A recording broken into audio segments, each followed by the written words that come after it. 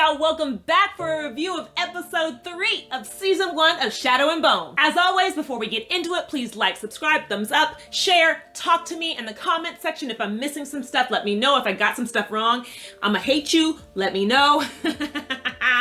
And let's just be part of this big old family. Just real quickly, this is actually a karaoke shirt. I don't know if you can see it. It says karaoke, but you can't really see it now because my titties are out today. So we had to take one for the team. No shirt, but you got titties. Okay, so the episode starts off with us seeing Martsova's stag, right? The stag with these huge horns. Alina is dreaming of this over and over again. She's actually been dreaming of the stag since she was a kid. Afterwards, we see Alina writing to Mal. This is something that is gonna happen in episodes 3 and 4. Her just being like, Mal, I miss you. I long for you. Things here are kind of hard. At this point, though, she's lying to Mal. She's like, things are great. The servants in the palace are great. My room is great. Everyone's so nice to me. Like, clearly lying to him about her situation. As we're listening to her in a letter voiceover, Jenya walks in. We get our introduction to our girl Jenya, and she brings with her servants, and she gets a look at Alina, and she is not impressed, okay? Because Alina is filthy. Listen, I get it. Alina was on horseback, okay? For like 200 miles. The girl's dirty. No one gave her a bath. I don't know why Jenya's on her case. But anyways, the ladies pull Alina kind of into the bathroom to start giving her a little rub down. They start speaking Old Rapkin, calling her basically like worse than a horse. And Alina's like, yo, hold up. I speak Old Rapkin, bitches. Okay, so don't talk about me and I can wash myself. Which, you know, Jenya is super tickled by. Jenya lets her know that she's meeting the king, I think Piotr. And is that the right way to say that? I'm sorry, I don't speak Russian. Piotr? She's meeting King Piotr in about an hour, and Alina is shocked. She's like, I'm meeting the king, holy shit. And then this motherfucking racist servant comes in and is like, yo, Jenya, like, make her eyes look less shoe when you start fixing her up.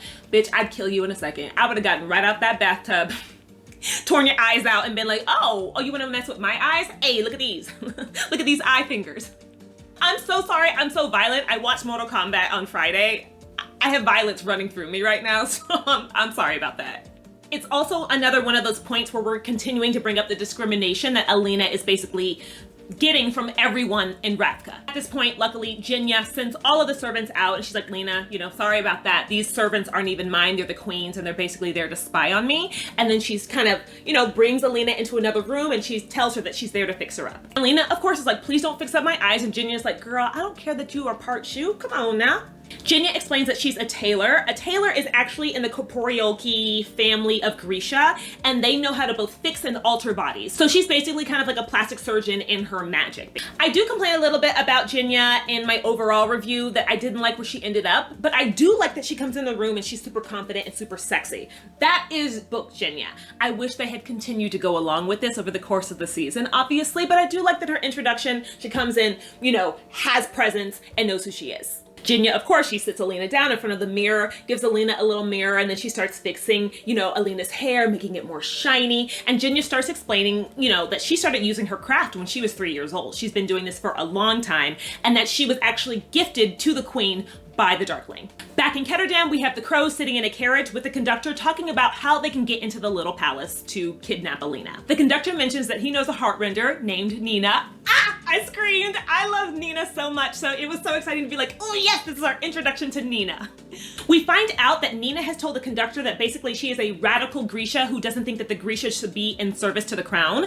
This is actually a lie. We know this because in episode 4, we find out that she's actually a spy for the Darkling. But for now, she's been lying to everyone in Ketterdam about her mission. We then cut to our beautiful, beautiful Nina at the hotel. She hasn't paid in a little bit. The man's like, yo, I'm gonna turn you over. She uses a little bit of her Grisha power. I don't know how the Grisha's power work. Did y'all ever watch The Magicians?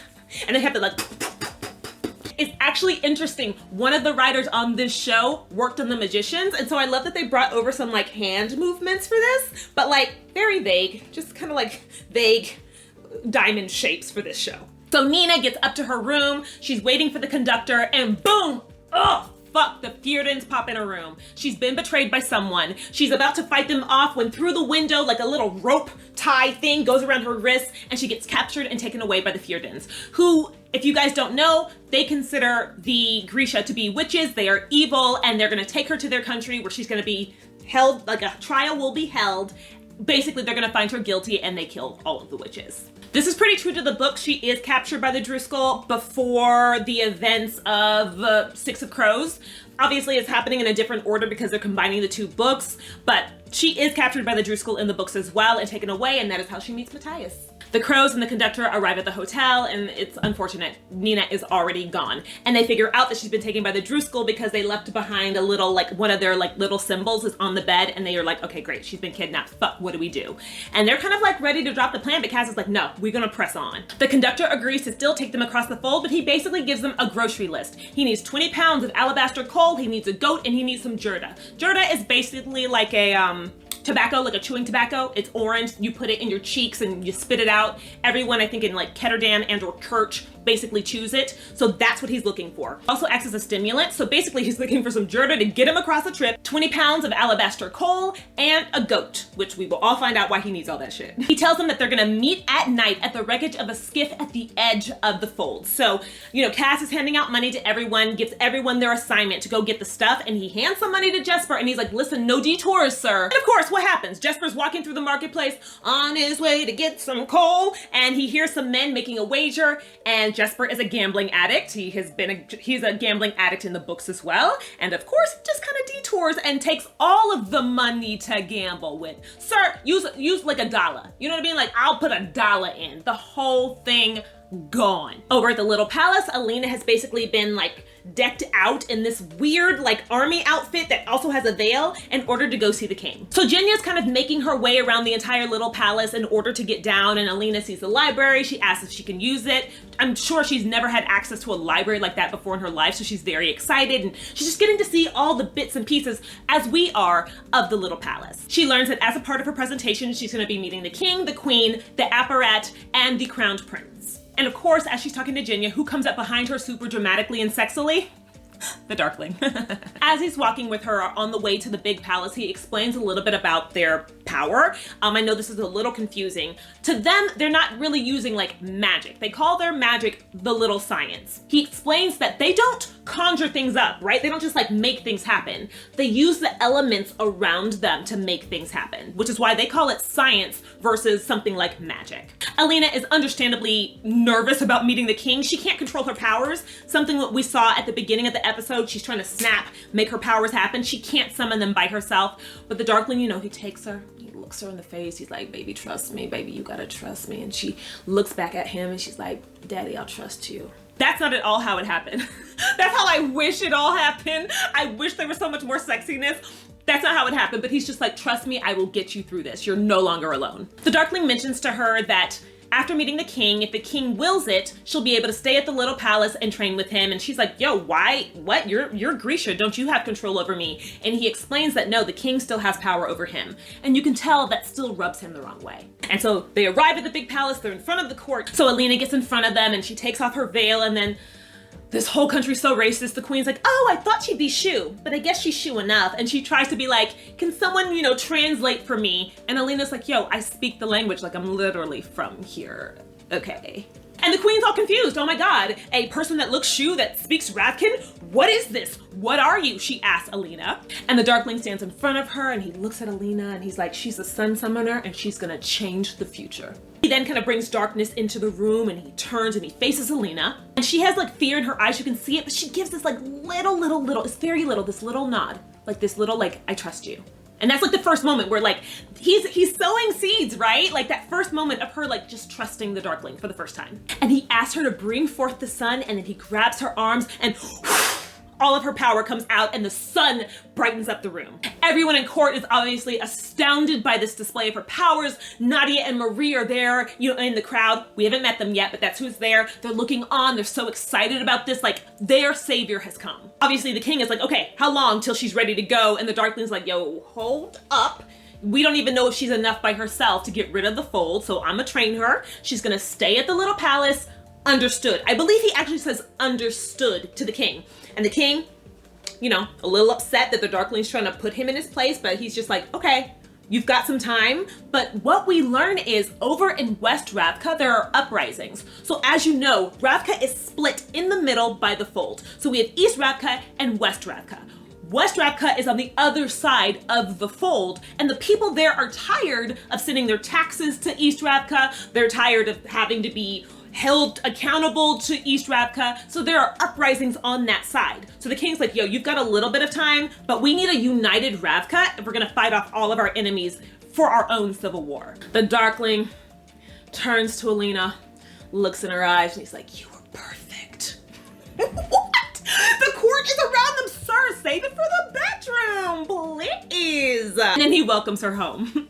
And then all of the Grisha are so excited, and they go and they surround her and hug her. And I just want to say, the sweetest moment in the world. The first Grisha who reaches her is wearing a purple kefta.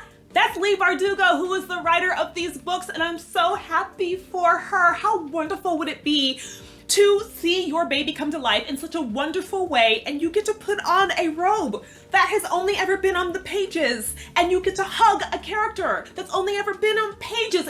I thought it was a beautiful, lovely, lovely little moment for her. Everyone's giving her hugs, everyone's happy, and then Zoya gives her a hug, and she's just like, yeah, you still stink of the orphanage, you half-breed. What the fuck, girl? Girl, I'm like one of 2 people who support Zoya. I can't have you embarrassing us like this. Get your shit together, girl. On the other side of the fold, we actually see some of this action from West Ravkins being upset. So General Zlatan is on a stage and he's riling up the crowd, talking about it's time for West Ravkins to be their own sovereign nation. He says the West is tired of sending their children across the fold for a war that actually has nothing to do with them. Now, think about that. They're in West Ravka. They're not fighting with the Shuhan or the Fjordans because they're nowhere near those people. The fold separates them. So to them, they've been separated by this fold for what? Centuries, literally centuries. They have to send their children across the fold, who many of them die in the fold, to fight in a war and then die in a war that to them has nothing to do with them. They're not part of what they consider the old country. They are part of their own West Ravkin sovereign nation. Yeah, so he's riling them up, telling them, why should we have to pay taxes to East Ravka? We have nothing to do with them. Kaz is in the crowd watching all of this, and then Kaz, as General Zlatan gets off the stage, he sees the conductor meeting with General Zlatan, and he knows that something weird is going on with the conductor. Kaz walks over to Inesh, who's standing by a stone memorial, and she's looking at the names of people who have died in the fold, obviously looking for the names of her family. And Kaz is just like, Inesh, the Suli don't go through the fold. The Suli go around the fold. And she's like, I know, but she just needs closure. She doesn't know where her parents are. She doesn't know where her brother is. And if she could just see their names, at least she would know what happened to them. All she has left of her family is that necklace around her throat that her mother made her. And Kaz tells her, no, stop hoping for this. Hope is dangerous. Cry, scream, do what you have to do. Pray even. But don't keep hoping, because hope is dangerous. Obviously, for those of us that have read the books, we know why Kaz feels this way. We now cut to a prison ship, and we see that Nina is being taken below deck and shackled. As she walks down the steps, we see a face. I instantly recognize it as Matthias. Who else is gonna have a dent in his chin like Superman? I was just like, oh, y'all want us to really be like, oh yeah, the hot one. The hot one. Everyone else that's Fjordan has been looking rough, and then they're like, no, here's a real hot one. Yeah, that's Matthias. As we're getting down into the belly of the ship, we're seeing other Grisha who are locked up, and then Matthias kind of takes her over to get shackled up. As Nina is getting shackled up, she's asking him, you know, like, where are you taking me? And he's like, we're taking you to trial. And she's like, that is such a sham. How many people are found innocent at your trials? And he can't even answer, you know, and that's something that's going to come back, because he really does start to wonder if the trials are what they are supposed to be. She looks down at kind of his belt, and she realizes that rope that caught her up, that was his. He made that. He's actually a major, amazing like witch catcher. And she's just like, wow, I can't believe that you were a part of this. 5-1, where's your honor? And don't your people honor women? And he tells her that she is not a woman, she is a witch. The Fjordans are just so infuriating as a group of people. It's just so wild. I'm just like, y'all, the fuck? Back in West Ravka, it is now nightfall, and we see the conductor, Kaz, and Inesh making their way towards that broken skiff kind of in the middle of the night. Guess who's not with them? Jesper! Fuck. They're almost to the fold, and we kind of see a sign that says, you know, watch out for landmines. And the conductor just keeps walking on, and Kaz is like, yo, bro, like, do what you gotta do and we'll follow you. And the conductor's like, oh, don't worry about that. I put the sign up. Just follow me. And you can tell Kaz is like, I don't trust this motherfucker. But they decide to follow him kind of into the darkness as they lead up to the fold. Inesh is immediately intimidated by the sight of the fold. She's never seen it up close. And the conductor's like, yo, you should see what's inside. It's way worse. Thank you, sir. We're about to go in. Could you just have some words of encouragement? And then he brings out this like machine of sorts. It's basically a train, like a small train car of sorts. It even exists on tracks. And as they're looking at this machine, who comes running out? Who comes running out of the darkness but Jesper, being chased by men, because of course Jesper did some shit that is getting him chased by men into like the shadow fold. They all run on board and everyone's like, what the fuck happened? And of course, what happened? Jesper gambled away all the money he was supposed to use on the coal, so he went and stole the coal. And he's like, well, I stole 20 pounds, and the conductor weighs it. No, it's 16. So now all of them have to sit in specific positions in this contraption and not move, because if they get off even by a little bit, if it is not calibrated perfectly, they are not making it through the shadow fold. Also, folks start blowing up outside and it turns out the landmines are real, and Kaz is like, whoa, I thought you told us those weren't real. And the guy's like, I didn't say that. I said I put up the sign. I mean, well played, conductor. Back in East Ravka, we have, Alina and her little blue kefta for the first time. She is a summoner, which is in the family of Etherealki, which I've explained before. So she wears a blue kefta. So she's got her new little blue kefta. How cute. And she's actually just like trying to like nonchalantly make her way out of the palace, but guards won't let her out the door. And then two of our favorite Grisha come up. It's Nadia and Marie. And she's like, yo, why won't they let me out? And they're like, oh, actually it's time for combat training. And then we make our way outside to meet our combat trainer. They don't say his name in the episode, but it's Botkinyul Erdeen, I believe. Botkinyul Erdeen. And he is a former Shuhan mercenary. I love this character. He's such a cranky man, and he loves just like putting them through their paces. I love him. I hope we get to see more of him in the second season. And not. Yo, we're not. I just realized we're not gonna see any more of him. Oh no. Fuck y'all. I loved him in the books. Okay, so we're gonna see this second of him as a trainer. Great. And he comes up and he asks Alina if she's ever like had any sort of training. And Alina has this hilarious flashback to when she thinks about her being trained by Mao, when clearly she was just horny as hell. Like Mao's like, hold your hands like this. And she's like, oh, yeah, definitely. No, like this. Oh my God, what? And then she starts punching very weakly. Alina, if someone asked you if you've been trained and the whole time, when you think back to it, you were just horny, say no. Just say no. Say no, okay? So that they're not trying to test you, because that's what happened immediately. He's like, okay, let's see what you got. Pick somebody out here to go head to head with. And she picks Zoya. I understand why she picked Zoya. Zoya had just called her a half-breed, but girl, yo, I'd look around and be like, I would point to a child. I don't even care. I wouldn't have any problem being like, you, and they'd be like, Miata, that's literally a 3-year-old. They'd be like, I'm fighting the child, okay? That's who I'm fighting. Even Botkin is like, okay, well, I've been training her since, she was 10. So, okay. And Zoya even offers her like a way out. She's like, okay, are you sure? And obviously, like, she's like, yeah, I got this. I'm not backing down. Girl went down so quick. Alina went down immediately. And she goes back after Zoya. Zoya knocks her down again. And then Alina did Zoya dirty. Zoya's walking away, feeling all good, and Alina kind of comes up behind her and punches her in the face. That was kind of a dirty move, Alina. I get it, Zoya shouldn't have had her back turned, but it was kind of dirty. And Zoya gets upset and she uses her squalor powers, which is the wind, and shoots her across the field. Alina literally gets the wind knocked out of her, haha, pun. And then she starts to hallucinate about the stag before Nadia and Marie come and pick her up. They tell her that, obviously Zoya is jealous of her because the Darkling is spending more time with Alina now. And it's funny, Nadia's like, I don't know why she cares about the Darkling when she should care about me. And I was like, oh my God, girl, you a lesbian? Hey, girl, you lesbian? You bi, you pan, let's talk about it. In order to get through even more exposition, we have more letters of Alina writing to Mal. She's clearly lonely and missing him. She tells him that she's been having dreams of the stag and starts drawing pictures of the stag in both her letters to him and in her journal, something that's gonna come back to bite everybody in the butt. She finally makes her way over to the library and just starts like picking out books, looking at books. She finally sees a book that she recognizes from when she was a child back at the orphanage. She's doing that. Whose creepy ass pops up but the apparat? Okay, real quick, are y'all surprised about what this man looks like? I really thought he was gonna look like Rasputin. You know what I mean? I feel like in the books he even has like a disgusting greasy beard. So to see a 5'2" man in monk robes, I was like, who are that?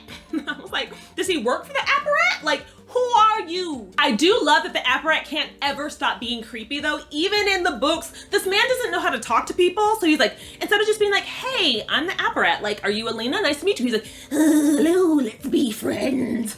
Like, come on now, sir. You trying to make an ally of her and it's just be real cool, be like, hey girl, I brought you like, here's some candy. Like, here's the book. You want to talk about a book? And instead he's like, I'm like, okay, definitely, she's not gonna trust you. I don't trust you. Like, you seem evil. Learns that she's curious about the stag, and he actually shows her a book about the Bonesmith, who we all know as Morozova. Bonesmith knew that the Grisha were always going to be persecuted, so what he did was he wanted to create a way to amplify Grisha power to protect themselves. Using his own finger bones, he created mythical creatures that when killed, and melded to the Grisha who killed them, it would amplify the Grisha's powers by magnitudes. I do like that they are explaining everything kind of right away. I feel like in the book, this kind of took time, and sometimes it was a little confusing, and sometimes I forget who Morozova was or who this was. I like that they're getting to this right away for the audience. I thought this was a really, really good choice. And in order for her to learn more about it, he gives her a little book, which is The Lives of Saints.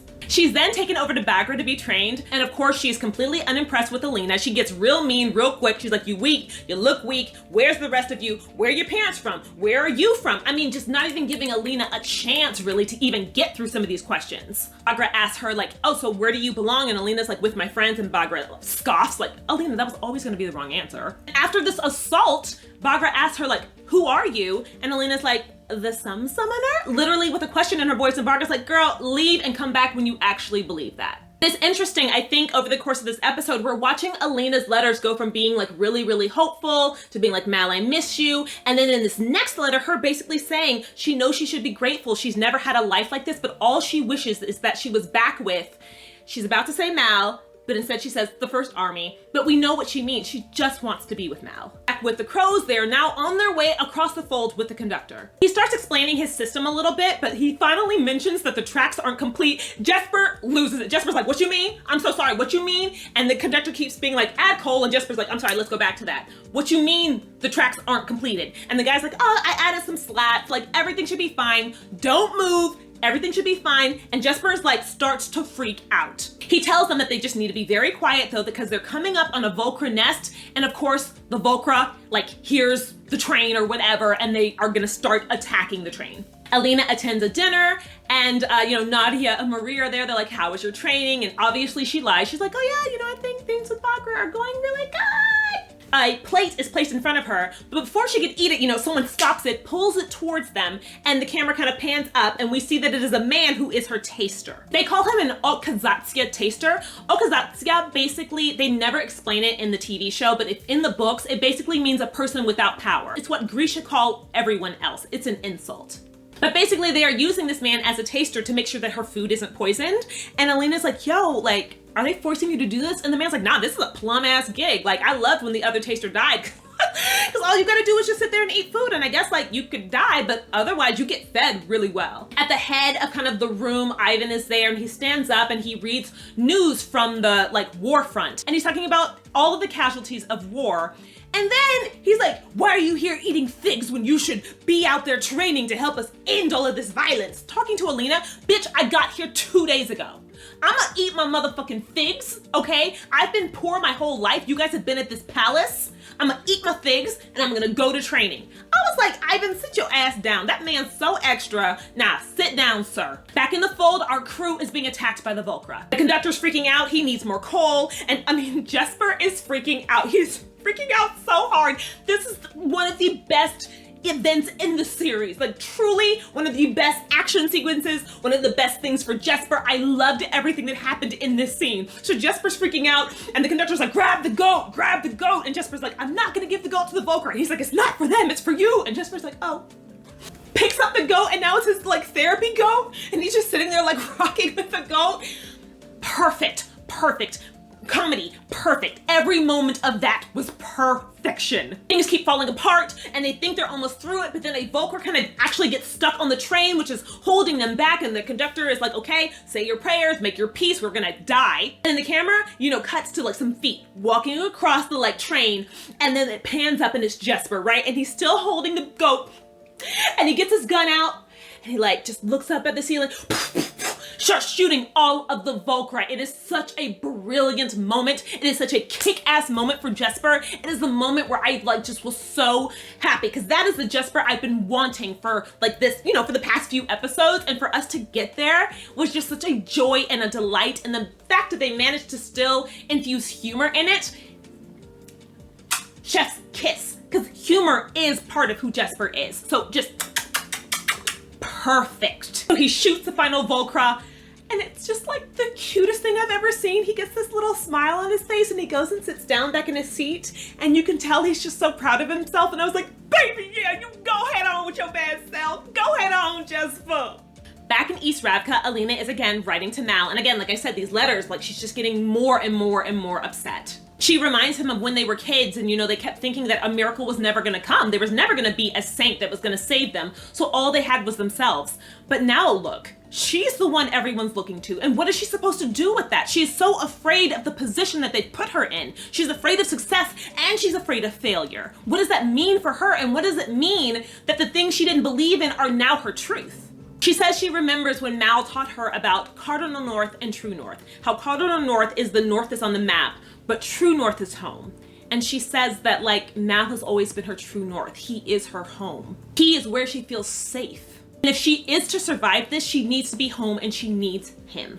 And that is where the episode ends. I really, really enjoyed this episode, if for no other reason than we fucking got to see Jesper kick so much ass in such a funny way. I just thought that was so delightful.